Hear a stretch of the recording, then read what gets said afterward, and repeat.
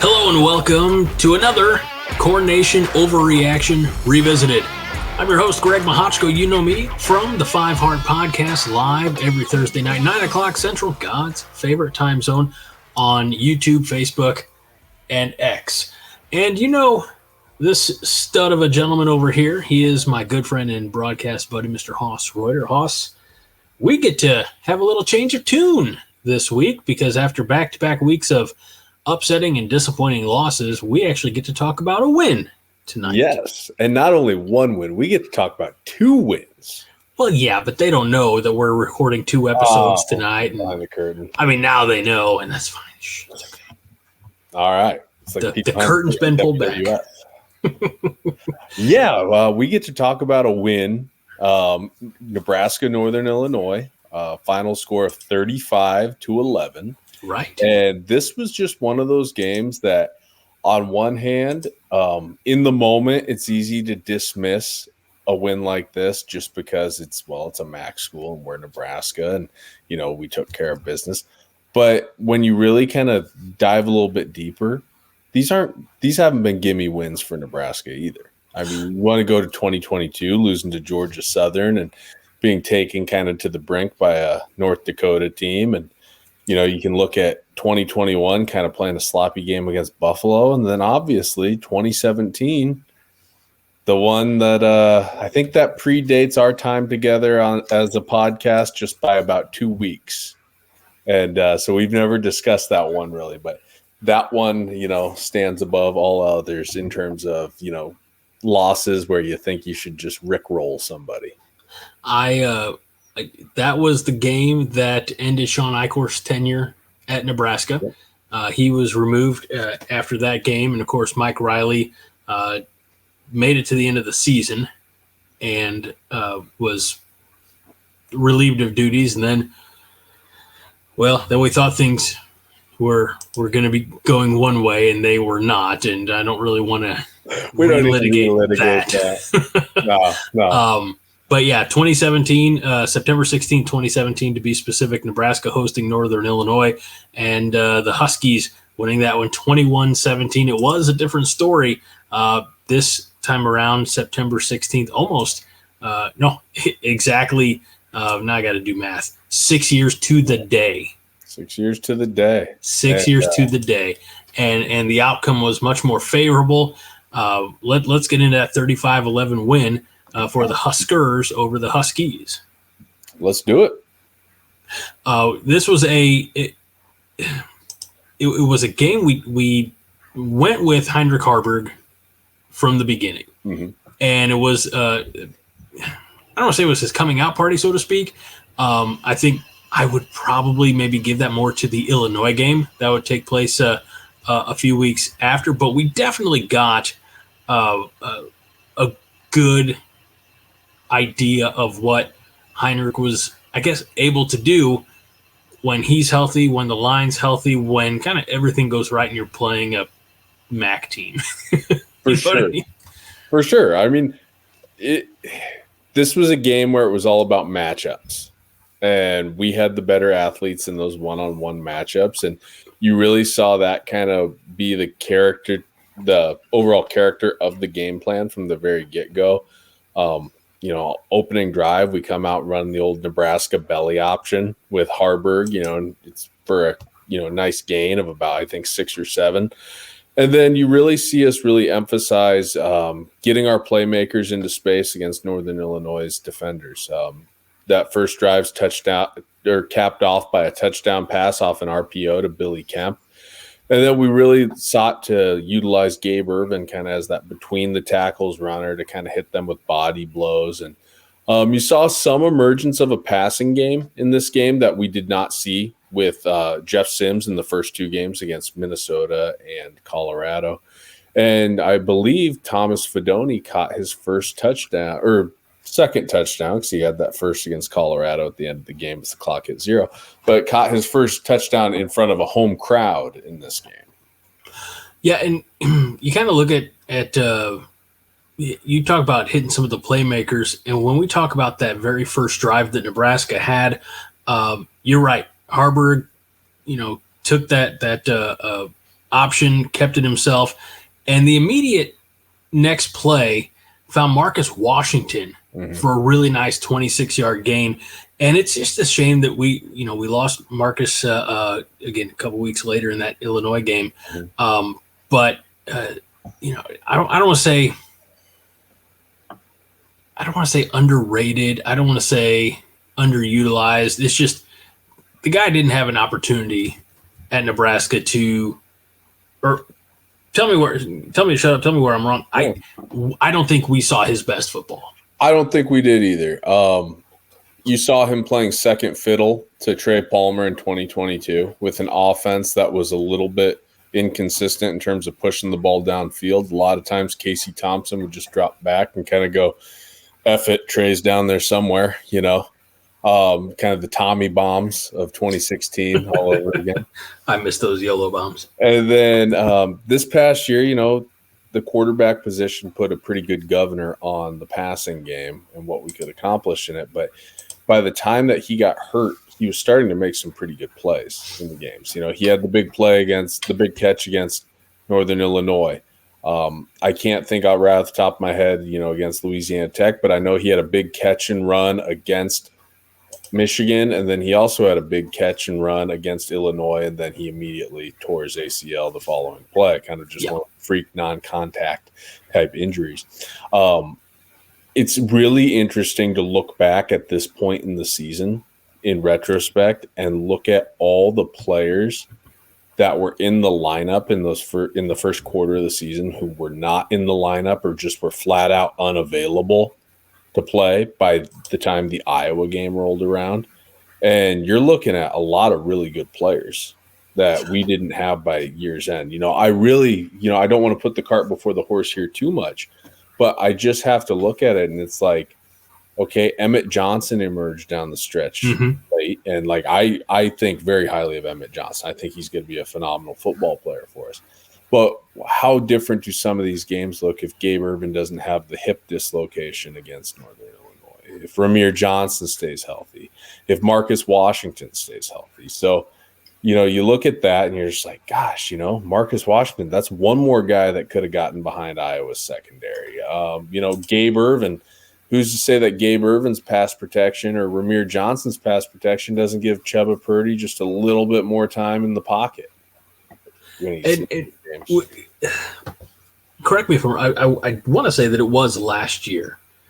And not to say that we were making excuses, but we were definitely the narrative as far as Husker fans were going was like, yeah, but we only have 2 starting offensive players, who were at the Iowa game, that were at the Minnesota game, and everybody else is injured. Was that last year? Or am I getting – okay. I mean, you mentioned offensive line was fairly consistent. Yeah, we'll talk maybe specialist, I suppose. Yeah, skill position guys. Thank you. Gabe Ervin Jr., we mentioned him. And Anthony Grant, he battled some injuries last year. Yeah, and he kind of got milk cartoned a little bit. He was in the doghouse a little bit too for the fumbles. Billy Kemp, Marcus Washington, you mentioned. It's just like what Josh Fleeks, didn't he get hurt too? Josh Fleeks was in and out of the lineup, and I mean, there was just not a ton of offensive stability. And that's like by the time we got, because if you recall last week we talked about the criticisms on Marcus Satterfield after that Colorado game. And, spirit of full disclosure, if anyone listened to the podcast, the 5-heart overreaction last fall, I was one of those people that was a little overly critical of Satterfield. But when we got into that later portion of the season and the MASH unit kind of started to pile up on offense, guys on the milk carton, guys just not available to play, Mike Ditka would say the best ability is availability. You got a lot of guys that didn't have it. That was when I kind of started to look at Satterfield and be like, this guy's kind of trying to make chicken salad out of chicken shit. And, he's still putting us into position to win games. Right. The execution, obviously, I'm not going to get into the whole, discussion of is it bad execution or is it a bad call, because that's such a there's blame that can go on both sides. There can be a great call, bad execution. There can be a bad call, but just great execution, or an athlete goes and makes a play. But, it's really evident when you look at from this point in the season to late season, just the deck was pretty much stacked against the offensive coaching staff. And, I guess we kind of touched on it. Yeah, it's a MAC team. They're not a Power 5. They're a group of 5. And Nebraska, yes, they've had their issues. If anybody wants – right. But, if anybody wants to maybe take anything away from that first season of Matt Rhule ball is that, we look at this game against Northern Illinois. We look at, the game we'll talk about next week, Louisiana Tech, is that we won those games, won them fairly handily. We took care of business. We did it in front of almost 87,000 fans at Memorial Stadium last September. Nebraska, we kind of alluded to it, jumped out to the 7-3 lead in the end of the first quarter, led 14-3 at half. Really, I think, salted the game away in the fourth quarter. They were up 21-3 after 3, but 35-11 being that final score. And they, look. Northern Illinois didn't eclipse 100 yards of total offense until their garbage time drive to make it 11. And Rocky Lombardi, correct me if I'm wrong, he's not a horrible quarterback. He's not. He didn't play great. And credit, I think, Tony White's defense as much as anything. He only had 73 yards through the air, but he was sacked 3 times, had an interception. The defense stepped up and really, I think, maybe made next level scouts take a second look at Rocky. Because he's been productive for them. Yeah, and I'm of the opinion that a quarterback like that, if he's available on our roster late in the year, helps us get to a bowl game. In those games against Michigan State, Maryland, Wisconsin, and Iowa. So I don't know.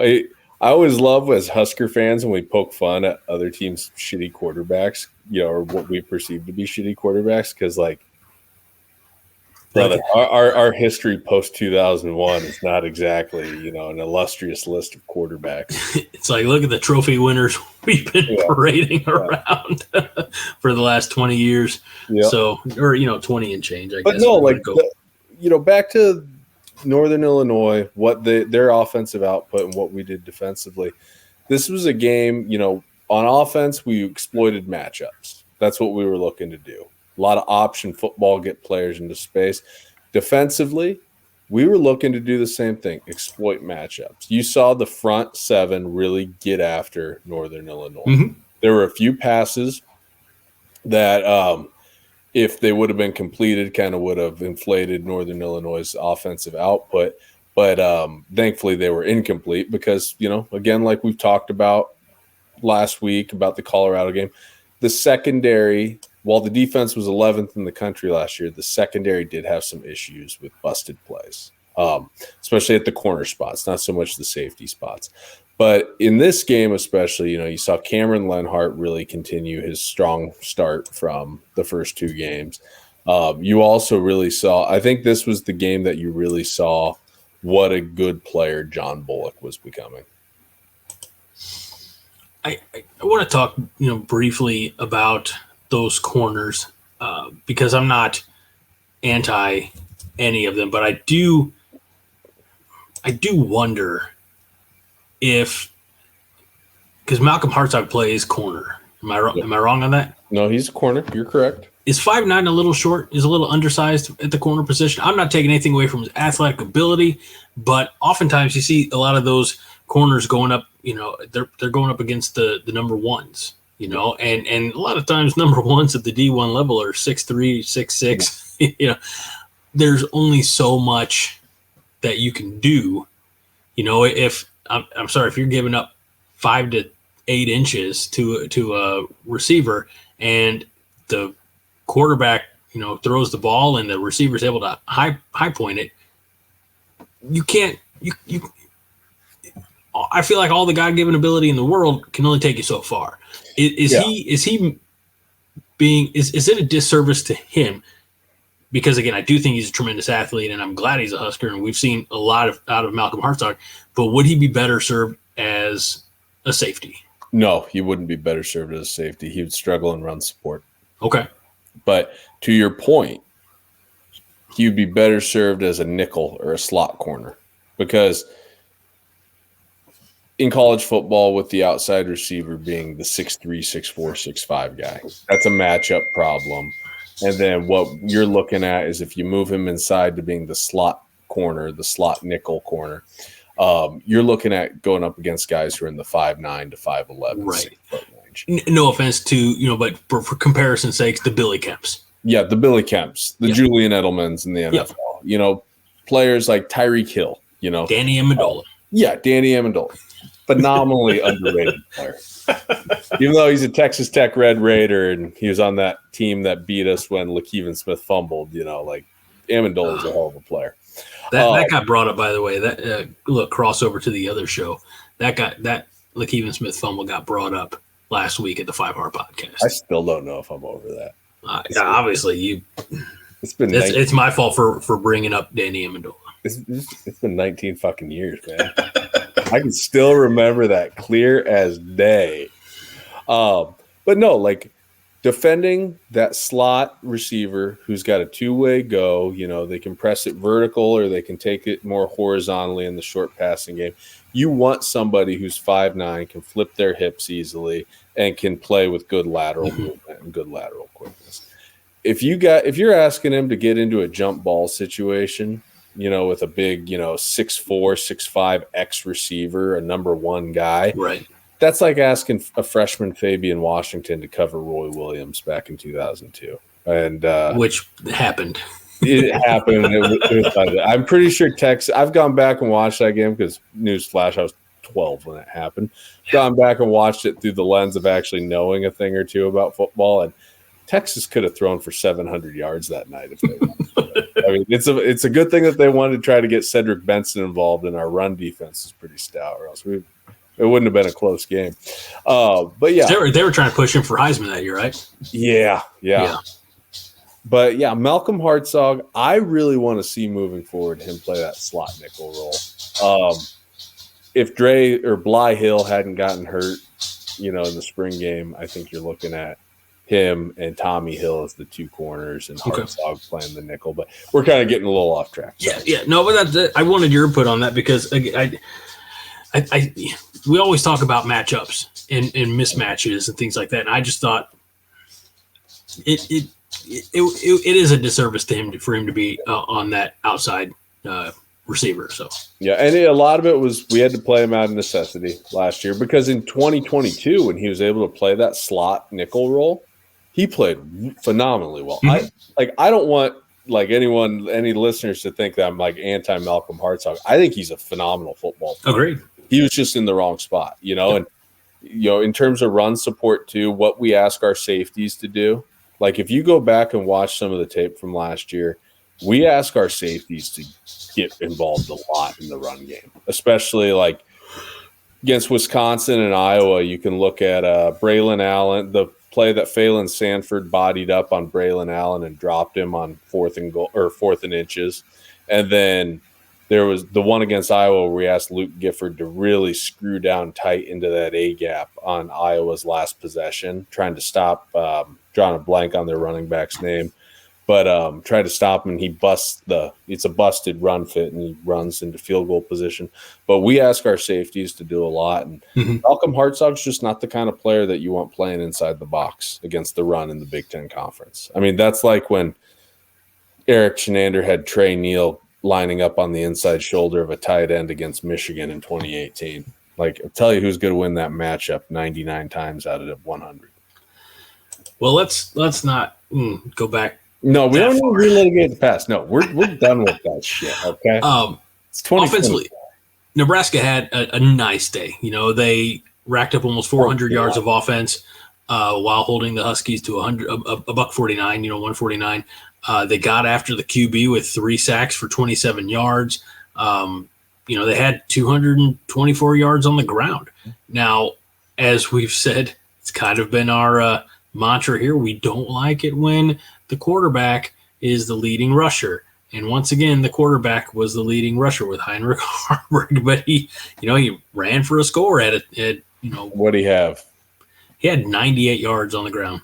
98. He did take a sack.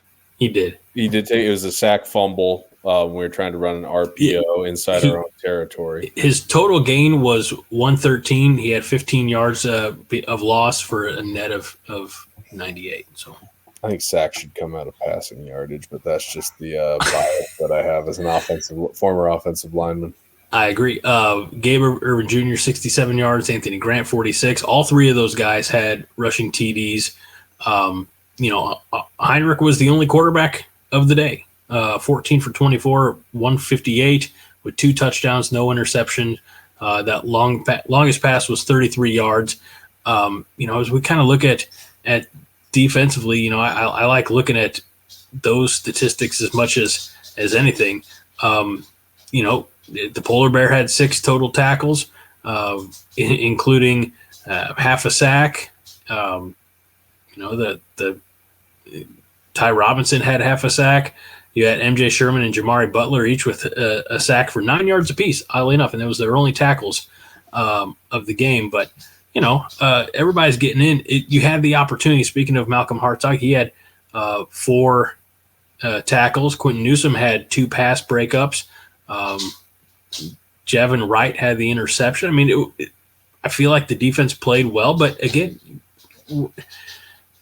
even given our recent history against group of 5 teams, Nebraska is still expected to win, and they met our expectations that day, I'd say. Hey, I don't think they exceeded them, but they met them.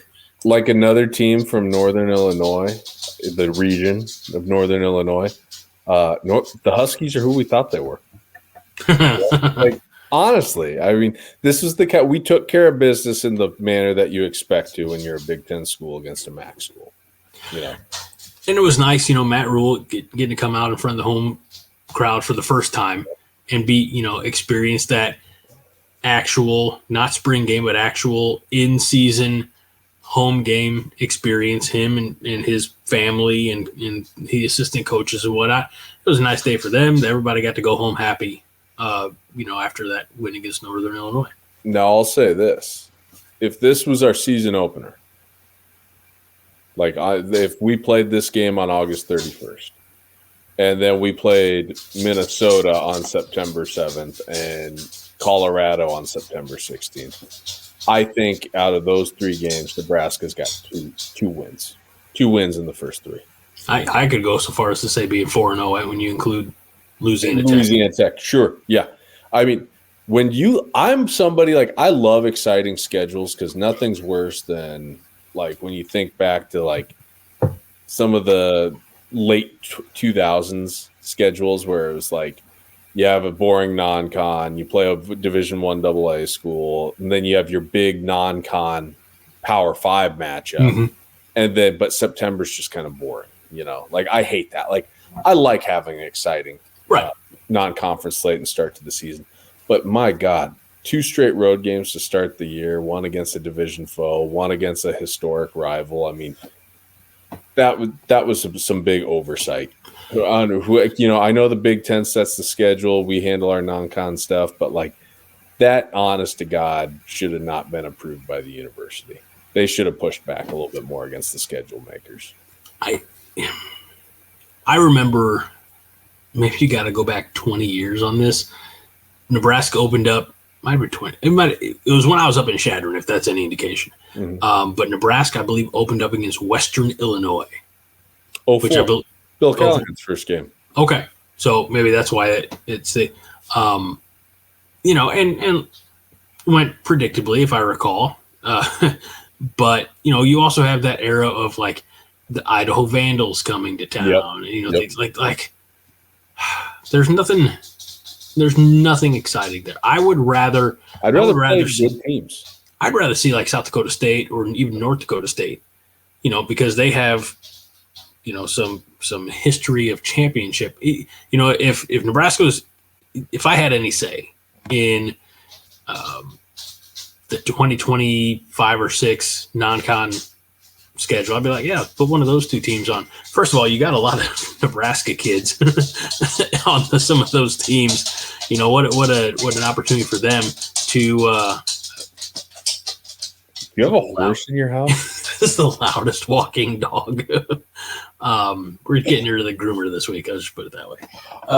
I will say this. In 2020, we were slated to play South Dakota State in the non-conference schedule.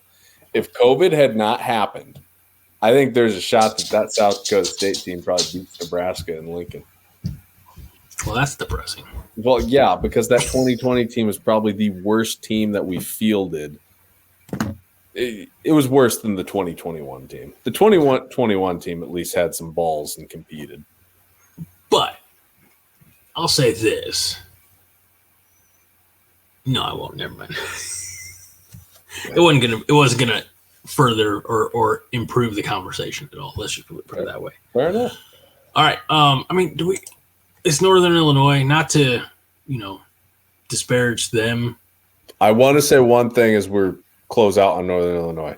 I was at the game, and as I was leaving the game, I heard somebody go, well, shit, if we play like this in 2 weeks, we've got a shot against Michigan.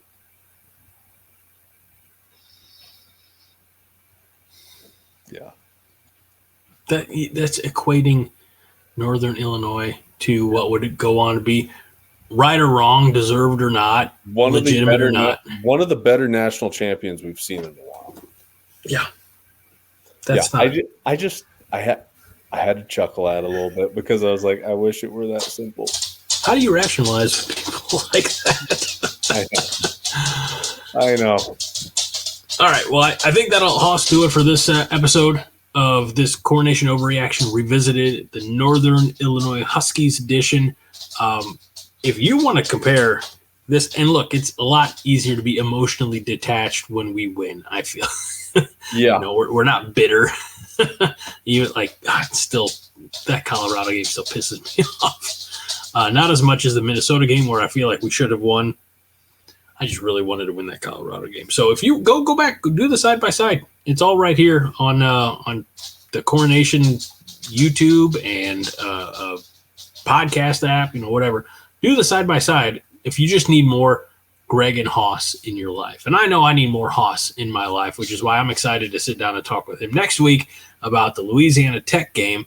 And for those of you who are paying attention at the beginning of the show, you mean that next week is in about 3 minutes. So for my good friend, my broadcast buddy, and the guy I can't wait to sit down and watch football, Husker football in person with eventually, Haas Reuter. I'm Greg Mahochko. This is CornNation Overreaction Revisited. We're telling you now, we'll tell you then, we'll always tell you, go Big Red. Haas. What did I say last week? I think you said win the damn offseason. I can't remember. I thought it was really good, and we were like, yeah, okay, win the damn offseason.